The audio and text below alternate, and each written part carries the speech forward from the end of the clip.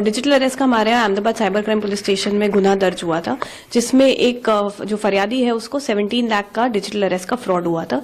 एक custom inspector की identity देके आपके ड्रग्स में आपके पार्सल में ड्रग्स मिला है ये कह के इन्होंने 17 लाख इस फरियादी से निकाले थे।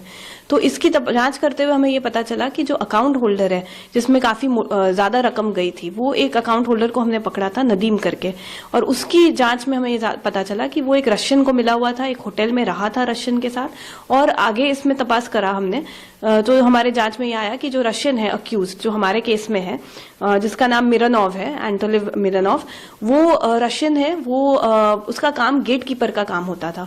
गेट कीपर का काम ये था कि जब ये एक चाइनीज जो एप्लीकेशन वाले हैं उनके साथ टेलीग्राम ग्रुप में संपर्क में था। उस टेलीग्राम ग्रुप में अकाउंट होल्डर का नाम और डिटेल्स मिलती थी।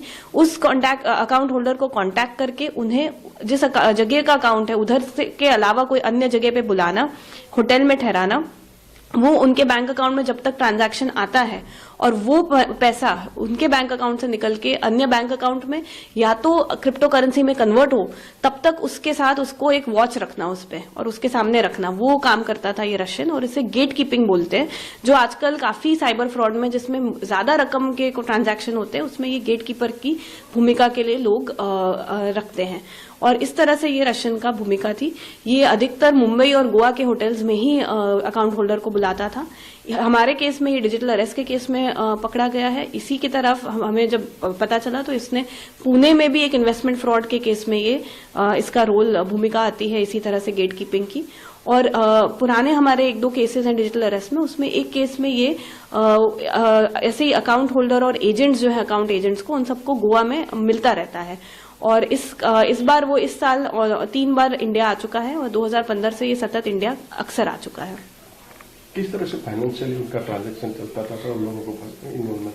फाइनेंशियली ट्रांजैक्शन में ये ऑनलाइन ट्रांजैक्शन ही होता था, लेकिन सिंस रकम जो आ रही है वो काफी बड़ी है तो इनको ये डाउट होता था कि ऐसा ना हो कि जिसके अकाउंट में आ रही है वो सारा पैसा विड्रॉ करके इनसे कांटेक्ट बंद कर दे।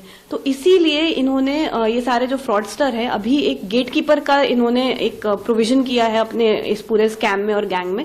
और गेट कीपिंग करने के लिए भी काफी लोग रहते हैं जिसमें ये रशियन की भूमिका आ रही है।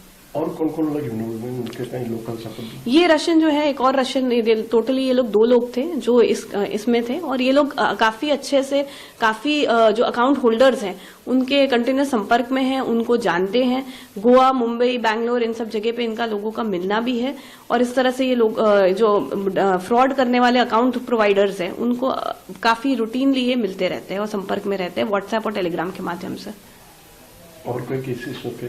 हाँ, तो पुणे में एक एफआईआर दर्ज हुई है पुणे रूरल में, और वहां पे ये अक्यूज्ड है और उधर उन्होंने इन्वेस्टमेंट फ्रॉड का केस है। बाकी और भी हम जांच कर रहे हैं कि इसकी भूमिका हमारे यहाँ और भी कोई केस में आ रही है कि नहीं, और इसके साथ साथ कोई और भी गैरकायदेसर प्रवृत्ति में ये संकड़ाया है कि नहीं।